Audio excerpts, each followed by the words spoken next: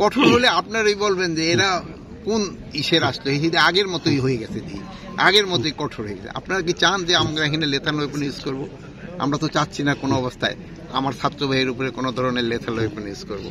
আমরা চাচ্ছি যে আলোচনার মাধ্যমে যদি সমস্যাটা সমাধান হয় ওটা ভালো, শান্তিপূর্ণভাবে সমাধান। এটা আমার এই ছেলে, আমার এই ভাই, এরা আমি কার উপরে এই মানে কঠোর হব? তারা কেন দাবি নিয়ে মানে তারা কিন্তু একটা আলোচনা করতে পারে আমাদের সাথে, অথবা তারা যদি রাস্তা ব্লক না করে সরোয়ার্দী উদ্যানে এসে তাদের যে ক্ষোভ যেটা আছে বলতে পারে, তারপরে তাদের যে প্রতিনিধি গিয়ে আমাদের সাথে আলাপ করতে পারে এটা সমস্যার সমাধান করতে। তারপরে আবার ধরেন যে বিভিন্ন কলেজের সাথে যে হচ্ছে, এক কলেজ আরেক কলেজে, এখানে ধরেন যে ছাত্র প্রতিনিধিরা আছে, দুই কলেজের প্রতিনিধিরা নিজের আলাপ করে নিতে পারে, দুই কলেজের শিক্ষকরা রয়ে গেছে, তারাও কিন্তু আলাপ করে এই সমস্যাটা সমাধান করতে পারে। তা আমি আপনাদের কাছে অনুরোধ করব এরা যেন রাস্তায় না নামে, এইটার জন্য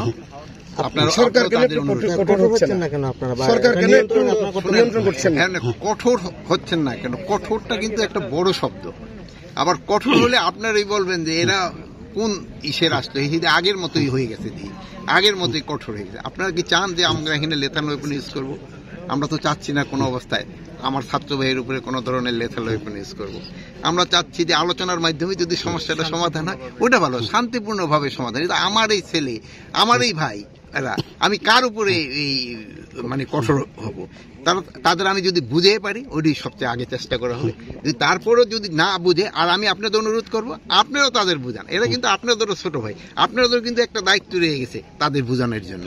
এখন আপনারা শুধু আমাদের প্রশ্ন না করে তাদেরও প্রশ্ন করেন যে ভাই তোমরাও একটু সজাগ হও, এইগুলি লোকজনেও কিন্তু পছন্দ করতেছে না, আমাদেরও কিন্তু অনেক ক্ষতি হয়, জনগণেরও খুব ক্ষতি। কৃষি পণ্যের দাম সবচেয়ে বেশি, কৃষি পণ্য নিয়ে একটা কথা বলতে আমরা দেখেছি কৃষি পণ্যের দাম বেশি না, আমি হলো কৃষকরা টাকাটা ঠিক মতো পাচ্ছে কিনা ওটা ইনশিওর করতে হবে। মধ্যস্বত্বভোগীরা যেন টাকাটা নিয়ে না যায়। আমাদের সময় দেখা যায় যে বেশিরভাগ মধ্যস্বত্বভোগীরা টাকা পাচ্ছে কিন্তু আমার কৃষক টাকাটা পাচ্ছে না। তা আমরা এবার এনশিওর করবো যেন কৃষক টাকা পায়, মধ্যস্বত্বভোগীরা যেন টাকা পায়। অনিয়ম হলে ব্যবস্থা নিব না কেন? অনিয়ম তো আমাকে একটা প্রমাণ সহ দিলে অবশ্যই আমরা ব্যবস্থা নিব। অনিয়ম যাতে না হয়, বিলম্ব যেন না হয়, মানুষের জন্য কোনো বিপর্যয়ের মুখোমুখি না হয়, সেজন্য যতটুকু আগাম প্রস্তুতি করা সম্ভব আমরা সেটুকু আগাম প্রস্তুতি করতে এটা বসছি।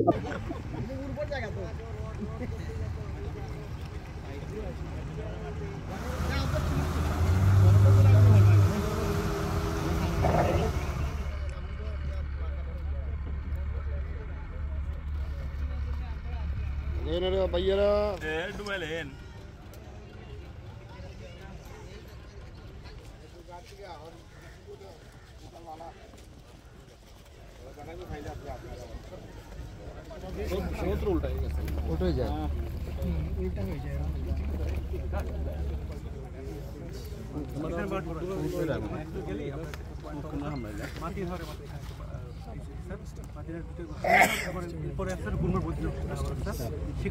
এখানে একটা স্যার এই বছর আমাদের মাতৃহাটটা এই দুইটা পয়েন্টে মানে ব্রিজ মানে ভেঙে আমরা এখান থেকে দেখে তারপরে আমরা টাঙ্গুরে যাবো, তারপর আচ্ছা। কিন্তু আমরা যেটা বুঝতে চাচ্ছি আপনি আপনার কৃষি মানে এটা শুকনা থাকে কতদিন? এটা শুক্র থাকে স্যার, এই যে আমাদের জানুয়ারি থেকে আসলে হয়, এপ্রিল থেকে 4 মাস। ওই জন্য বলে কি আমি শুনছিলাম যেখানে শর্ট লিভ ফান্ড যেগুলো ওগুলো করতে পারে, মানুষ তো চায় না ওটা করতে।